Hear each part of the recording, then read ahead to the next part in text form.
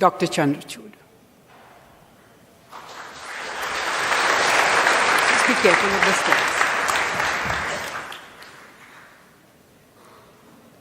Thank you, Dr. Sathe, for those very noble and kind words.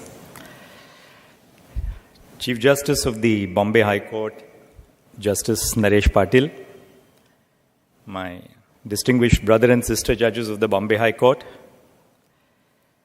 Chief Justice S.P. Bharucha, former Chief Justice of India, Justice Sujata Manohar, Mr. Vasant Manohar and members of the family, distinguished former judges of the Supreme Court, Justice Sam Variawar, Justice Hemant Gokhale, Chief Justice Mohit Shah, Chief Justice Shavak Swajivdar, Mr. Milind Sathe, Mr. Rajiv Patil, former judges of the Bombay High Court, distinguished senior advocates and members of the bar,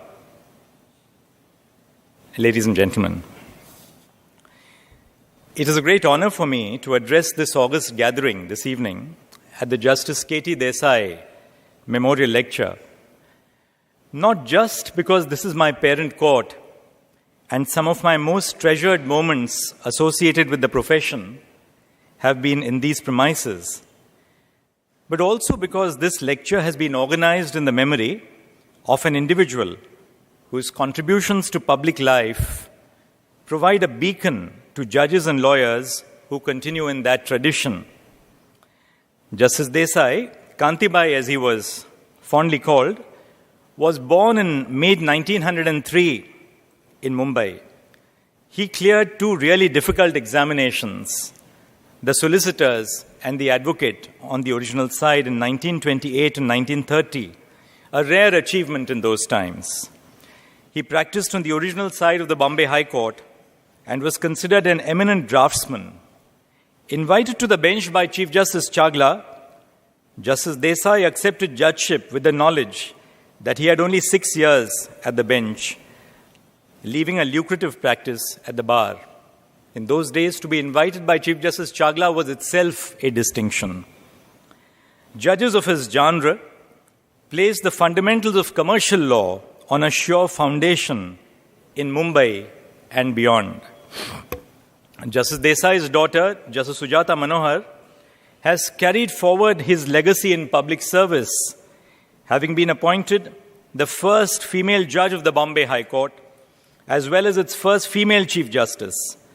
She was subsequently elevated to the Supreme Court, a court which she served with distinction, independence, and an unwavering sense of personal integrity. Ma'am, you've invited me to deliver this lecture, but it's a tall order to do so in the presence of Chief Justice Bharucha and your presence. I've appeared before both of you in this very court on numerous occasions. I'd only like to begin with two little personal anecdotes. Justice Sarosh Kapadia had become a judge of the Bombay High Court. It was 92. And he used to appear for a very leading public sector corporation. I used to appear as his junior. After his elevation, the time came to test me whether I would be able to continue the mantle of that brief. And we were appearing before a division bench of the Bombay High Court in this very court, presided over by Justice Sujata Manohar. I was opposed by Mr. K.K. Singhvi, the doyen of the Labour Bar and the bar in general. At the end of a very long argument, Justice Manohar, with her characteristic nod of the head, said, "Rule, but no interim relief." The words, "no interim relief," were music to the ears of my clients, which meant that I got that brief for the next 10 years before I was appointed as a judge, I think in 2000. And speaking of Justice Bharucha, I appeared here when he was presiding over the court as a judge in charge of notices of motion. My arguments were proceeding in an even tenor when the instructing advocate said something to me, and I blurted it out to the court. And Justice Bharucha looked at me very sternly and said, "You're not his master's voice." What happened to the rest of my argument is now a very blurred memory, because a junior normally shakes when something like that is shown to him or her. But I think we cut our teeth, we learnt our first faltering steps in the shadow of these two great judges. And one of the reasons why I have prepared a speech contrary to my own instinct to deliver an extempore speech is because I'm quite overwhelmed by the importance of this occasion. I'm extremely grateful to Justice Sujata Manohar for inviting me to speak today on a subject which is close to my heart, the Indian Constitution. Although it does give me some leeway to conclude, or at least put forth an adverse view, that constitutions do not, or perhaps may not matter. Doing that would firstly have us confronting the perils of the collapse of our constitutional democracy, and secondly, for me, the peril of being out of my own job. So let me begin by stating which side of the line I stand. Our constitution does matter. The Indian constitutional project did not commence on 9 December 1946 when the Constituent Assembly sat in New Delhi for its first session. It first echoed in the battlefields of Bengal in the 1857 rebellion. Lokmanya Bal Tilak, whose famous trial took place in this courtroom, was among the first to call for Purna Swaraj. For many decades prior to the coming into the force of our constitution, the Indian self-rule movement was a mass movement and encompassed many sections of society. The call was simple: a governing document of the people, by the people, and for the people. The constitutional culture in India predated the coming into force of our constitution. Before the advent of our constitution, a well-known demand had emerged to establish, through the participation of the people, basic rules and principles of behavior which would constitute universally binding legal norms. The Constitution was to mark a transfer of the power to steward the destinies of its citizens. So the first important facet of the Constitution which I want to emphasize, that this is a document which marks the transfer of colonial power. The Constitution was to put in place an organic structure that would sustain the country's independence and freedom, equipped with the tools for social revolution, as noted historian Granville Austin called it. So a parallel movement was taking place during the times of the freedom movement, which we shouldn't lose sight of. The parallel movement, together with the movement for freedom, was a movement for social emancipation. The movement which was begun by people like Dr. B.R. Ambedkar, but even before Baba Saheb Ambedkar, by people like Phule. This potential of a constitutional document in steering the course of the society it governs lends it paramountcy in comparison to statute law. A quote by Carl Schmitt comes to mind. The essence of the Constitution, he says, is not contained in a statute or a norm, but in a prior and fundamental political decision by the bearer of the Constitution-making power. In a democracy, this is a decision by the people. A constitutional culture is based on the understanding that a constitution unifies a population beyond those in one's immediate sphere of acquaintance, and that whatever be our differences, this is something we have in common. When the Constitution was adopted, there was a consciousness that in writing its text, India was finding a way to resolve major substantive debates and disputes over norms and values.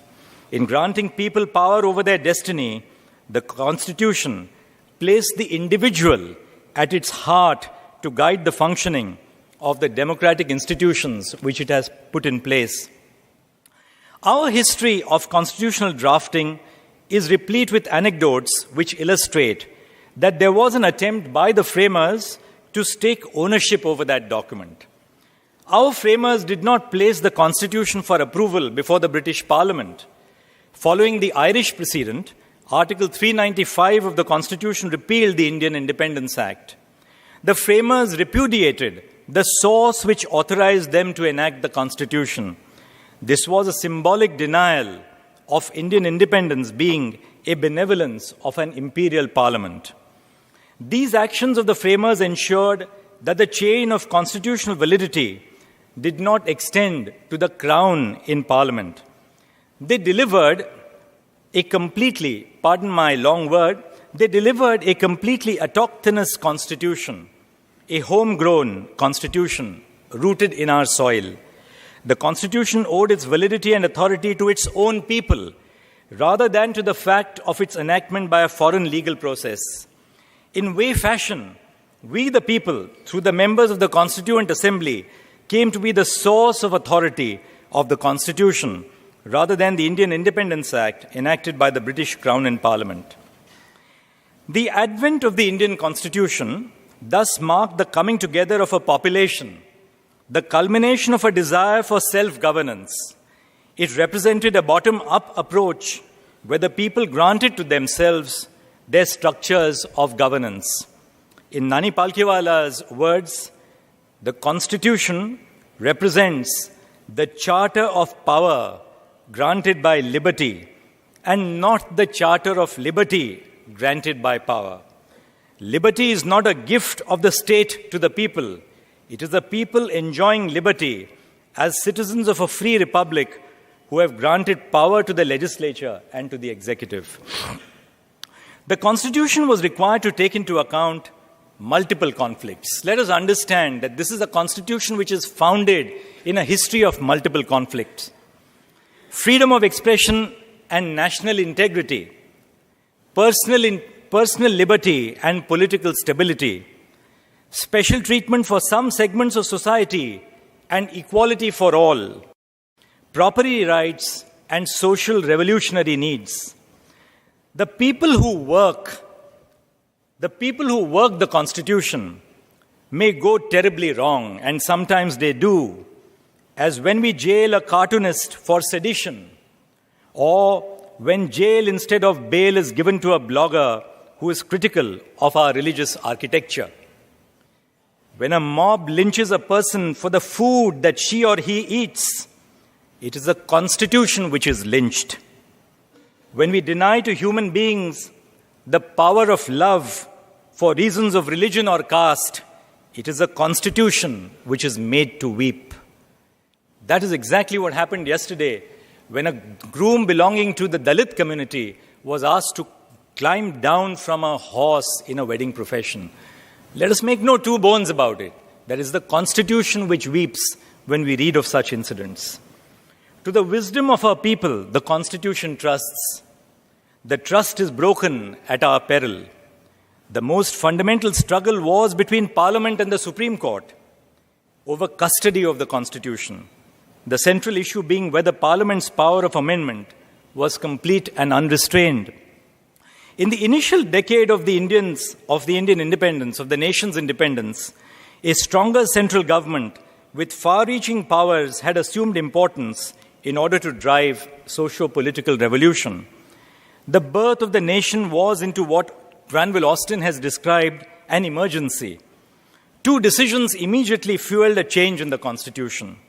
The decision of the Supreme Court in Ramesh Thapar versus State of Madras, striking down the Madras Maintenance of Public Order Act, 1949, and Brij Bhushan versus State of Delhi, striking down the East Punjab Public Safety Act, immediately prompted the need to insert the word reasonable in Article 19(2), as well as new grounds of public order, friendly relations with foreign states, and incitement to an offense in order to allow the state to regulate free speech.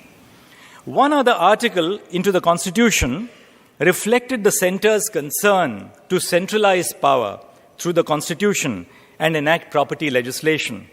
By the First Amendment, Article 31A and 31B were also added to the Constitution, which expressly saved laws providing for the acquisition of estates from being void on the ground that they are inconsistent with fundamental rights. Acts and regulations specified in the 9th schedule would be immune from the operation of Article 13. In keeping with the tense atmosphere into which India was born, the operation of the preventive detention law brought into focus a jurisprudential position by the Supreme Court, which was deferential to the state. This was clearest in A.K. Gopalan versus State of Madras, where the majority held that Article 22, being a complete code relating to the preventive detention law, the validity of an order of detention must be determined strictly according to the terms and within the four corners of Article 22, and that its validity cannot be tested against Article 19 and 21. In other words, the fact that the fundamental rights were not a continuous stretch of entitlements, but isolated pockets of discrete rights was the jurisprudence of our court, or the Supreme Court at that time. So the working of the Constitution in the first decade of its existence, in the context of a newly born nation looking to consolidate national unity, was characterized by deference to the state agenda. But to the exigencies of time, the Constitution adapted and endured. A developing body of comparative constitutional studies, studying the resilience of constitutions, has indicated that there are three features that exert an overwhelming bearing on their endurance. The first is inclusiveness of the Constitution. The second is its specificity. And the third, its flexibility. Our Constitution serves as an outstanding example of durability, in no small part due to the formal power of constitutional amendment granted to Parliament in Article 368. The power of amendment is the foremost expression of flexibility and has been exercised to reflect the march of time and the evolving needs and values of society. It indicates, above all else, the ability of the Constitution to adapt to changing circumstances. Since the enactment of the Constitution in 1950, Article 368 has been used extensively.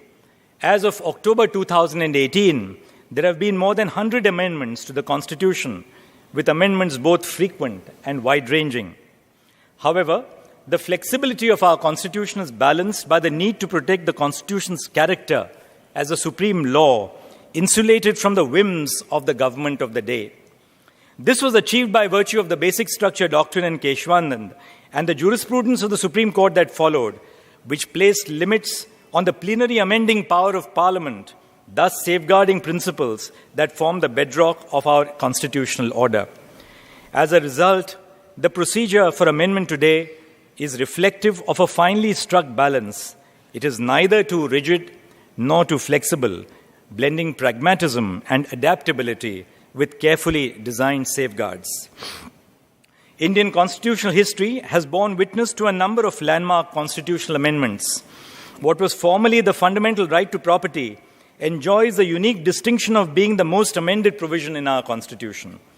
Protected as a fundamental right until the passage of the 44th Amendment in 1978, the right to property was thereafter deprived of its fundamental status to reflect the growing realities of a conflict between the protection of existing property rights and the desire to move towards a more egalitarian society, which would involve a redistribution of land. The 61st Constitutional Amendment of 1989 passed in recognition of political consciousness of the country's youth and the desire to integrate them into the political process, reduced the voting age from 21 to 18 for elections to the Lok Sabha and to the state legislative assemblies. The 73rd and 74th Amendments, which brought through the insertion of Part 9 a major boost to the protection and recognition of local self-governing models in India by providing a constitutional status to panchayats, namely the rural self-government, and municipalities, urban self-government. The 86th Amendment of 2002 recognized the primacy of education for the nation's youth and through the insertion of Article 21A made free and compulsory education between the ages of 6 and 14 a fundamental right and responsibility of the state. So we would miss the essence of the Constitution if we do not remember to dwell upon the institutions which the Constitution has created. Democracy thrives when institutions thrive, and democracies fail, nations fail, when institutions fail. So the resilience of our Constitution lies not merely in placing the individual at the forefront of its endeavors, but in terms of creating vibrant institutions. And these are institutions which really sustain our democratic structure. The makers of our Constitution were confronted with various tensions, which ultimately shaped the character of the Constitution. The Constitution of India is a text that governs over 1.2 billion people in 29 states, speaking 22 constitutionally recognized languages, not to mention hundreds of dialects, and practicing virtually every mainstream religion in the world. Indian constitutionalism has been described as a boisterous and contentious enterprise that strives to endow the largest, most diverse and complex democracy with legal form. The sheer diversity of the persons it governs throws up challenges in the nature of religious, cultural, and linguistic differences. Significantly, this diversity has led to contradictions in the Constitution. These contradictions were often in the form of a grant of a different status to a community, identity, or territorial region to preserve the plural social fabric of our nation. Rivaling the importance of a social revolution to be fostered by a transformative constitution were the goals of national unity and stability, considered as prerequisites for a social renaissance.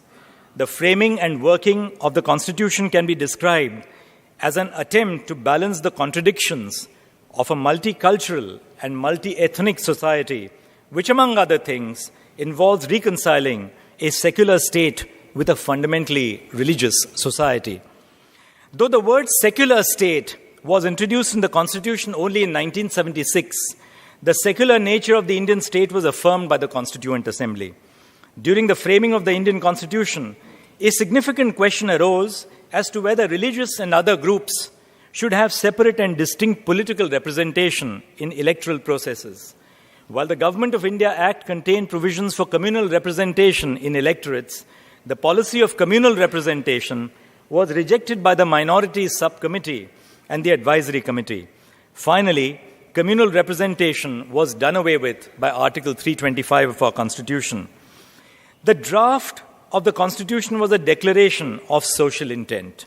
While rejecting political fragmentation on the basis of religion, the Assembly granted autonomy to religious minorities.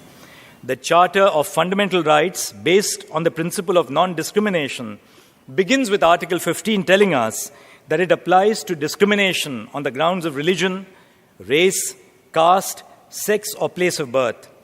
The freedom of religion located within the Charter is expressed in 4 articles, 25 to 28. The centrality of secularism in the constitutional system was reinforced by the Supreme Court by assigning it in the decision in S.R. Bommai the value of a basic feature of the Constitution. Our Constitution contains a panoply of instruments for the protection of minorities based on an innovative combination of individual and group rights. The Constitution does not limit minority rights to the recognition and protection of their culture alone, but it also recognizes the right to establish and administer educational institutions of their choice as a corollary of their fundamental freedom. Finally, Articles 350A and B reinforce this right, but with an ambit limited to linguistic minorities, providing that it shall be the endeavor of every state and of every local authority to provide adequate facilities for instruction in the mother tongue at the primary stage. Our Constitution is a multicultural document which provides political and institutional measures for the recognition and accommodation of the country's diversity. In India, cultural and religious minorities are not considered as external elements, but as actors participating in the construction of a common plural identity and as basic elements in the constitutional system. Cultural heterogeneity celebrates precisely those plural values which would seem to contradict the unity required for successful democratic constitutionalism. Another constitutional contradiction which has been addressed is asymmetric federalism. If you see the working of the Constitution right through to the 1970s, you are impressed by the sense of the centralization of power with the center. That has given way post-1990 to a decentralization of power as regional political parties have grown and the aspirations of states have been noticed by the Supreme Court. Similarly, our Constitution recognizes diversity when it provides for special measures for governance in areas inhabited by indigenous communities or the scheduled tribes under the 5th and 6th schedule of the Constitution. These constitutional balances reconcile social, political, and cultural differences. The Constitution embraced these differences. In doing so, it has fostered a heterogeneous cultural and social fabric which recognizes different identities. The multicultural identity of our country is an ode to its strong democratic values which do not compel homogeneity. homogeneity is an anathema to our Constitution. This brings me to the topic of constitutional identity.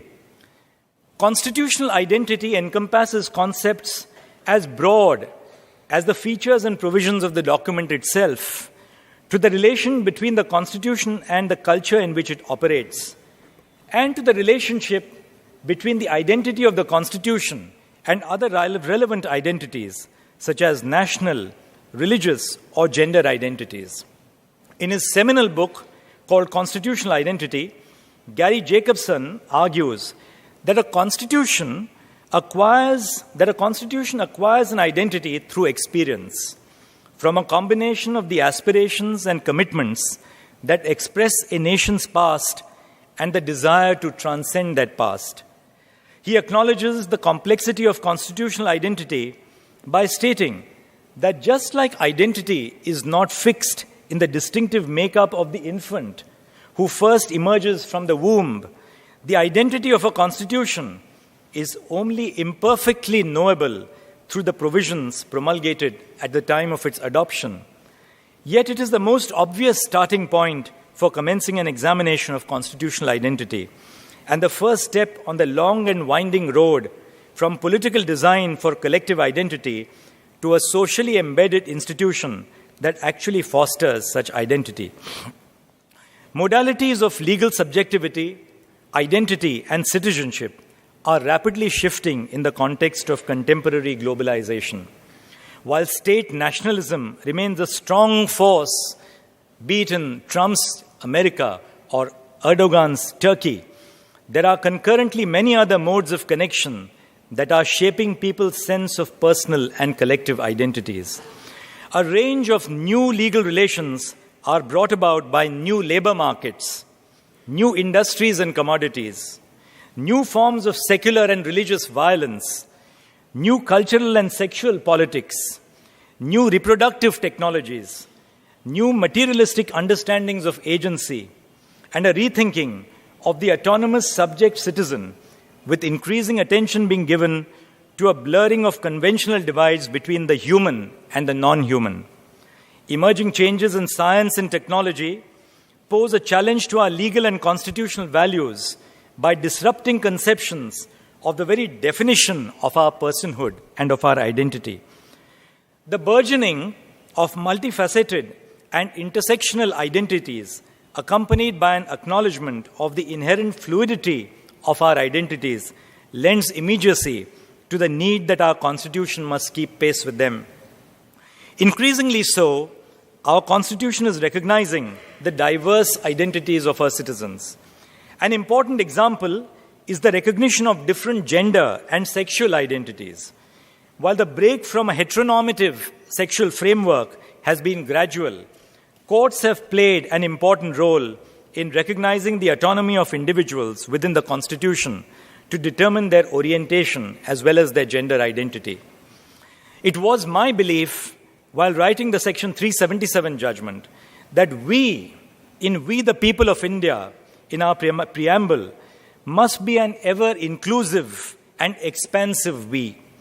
The we in the we the people of India is not prefixed by only, stating only we or any other such prefix connoting religious, caste, class, sex, or political ideology or ideological affiliation. It is a simple and obvious interpretation. But as George Orwell said, the work of intelligent people is to restate the obvious, because the devil is very often in the detail.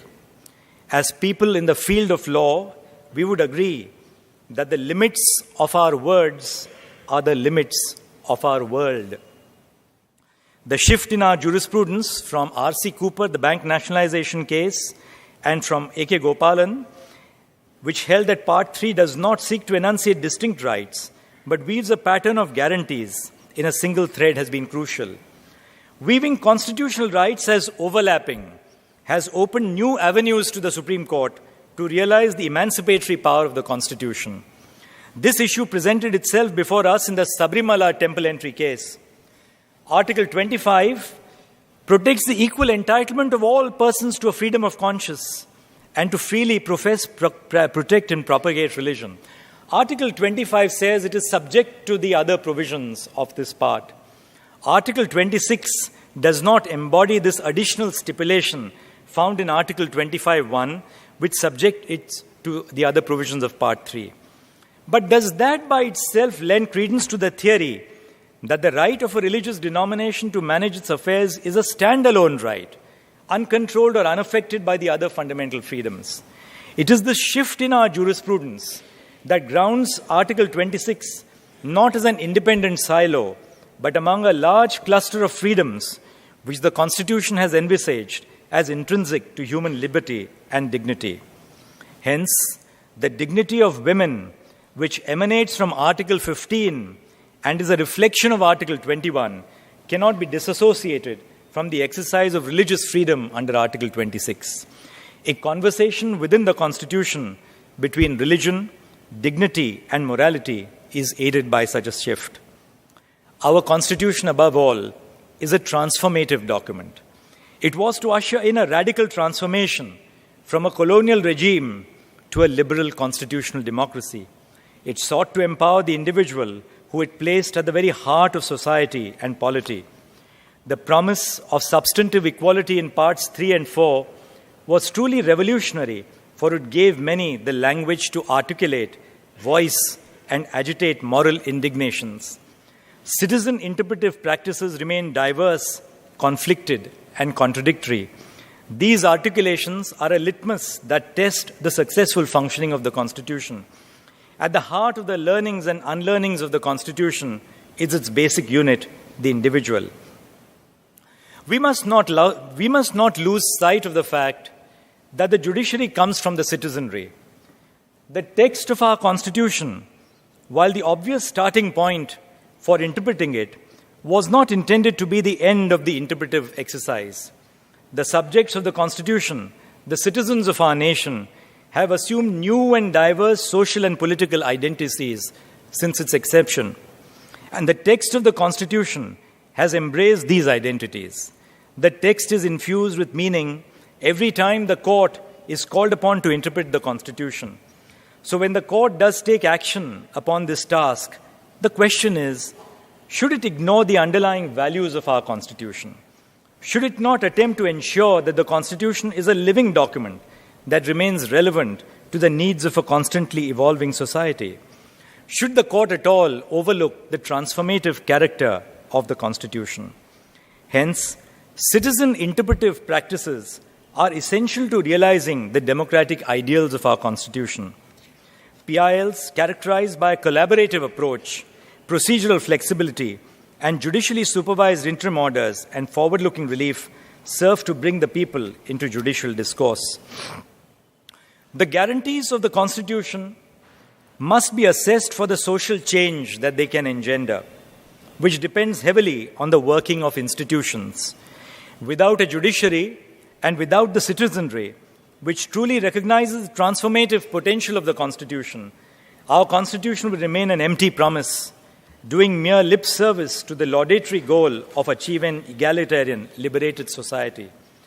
Professor Upendra Bakshi's view on citizen participation is that constitutions are not arenas of practice of state power. They also provide registers of interpretive practices of an active citizenry. The Constitution, if it is to be truly transformational, is so because of the people that work it. The Constitution is worked on a daily basis by the courts, by legislators, by citizens, civil society, and the media. The same document can be a charter to destroy human freedom, or it can be a document that pushes society in the direction of recognizing the inherent value of human dignity. As a former US Secretary of State noted, here, the illegal we do immediately, the unconstitutional takes a little longer. The working of the Constitution, in and out of courts, bears an intricate relationship with societal change. It is through the working of the Constitution that we give meaning and therefore life to the Constitution. And by giving life to the Constitution through interpretation, we determine who we are as a people governed by it. Thus, the working of our Constitution has the power to change our lives. The ultimate question must be, what do the words of the text mean in our time? For the genius of the Constitution rests not in any static meaning it might have had in a world that is dead and gone, but in the adaptability of its great principles to cope with current problems and current needs. What the constitutional fundamentals mean to the wisdom of other times cannot be their measure to the visions of our time.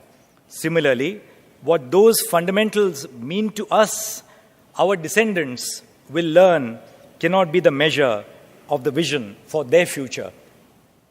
But what of the future of the Constitution? What and where lies the future of our Constitution?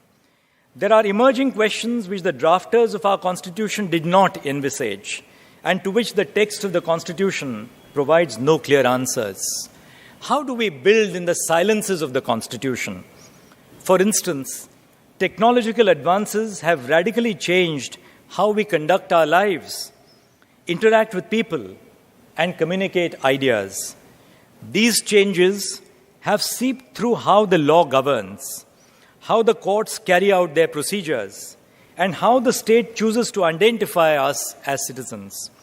While facilitative and enabling in a manner, these advances have also the potential of disrupting conceptions of basic principles that we have long been familiar with, be it freedom of speech, privacy, the right against self-incrimination, personal liberty, or the very definition of our personhood.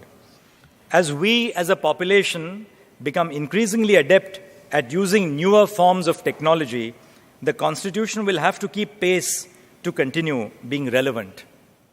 The rise of technology also raises potential questions of whom personhood can be attributed to. With advancements towards artificial intelligence and robo-mechanics, where do concepts like negligence and tortious liability lie? Constitutional interpretation will again require the courts to mold the text to apply constitutional principles to emerging technologies so that values of security and personal liberty can be protected. The Constitution is a living document, a document for the future.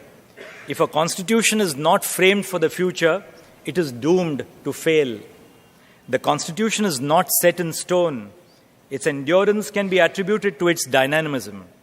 It moves beyond the narrow understanding of democratization as a quest for universal suffrage and fair elections to a more fluid, real-time construct of competing interests, negotiated outcomes, stressed and malleable institutions, and tumultuous change, and views the democratic process as one subject to ongoing interpretation, challenge, and renewal. The drafters of the Constitution were prophetic. They foresaw that the questions that confront Indian society would change over the years.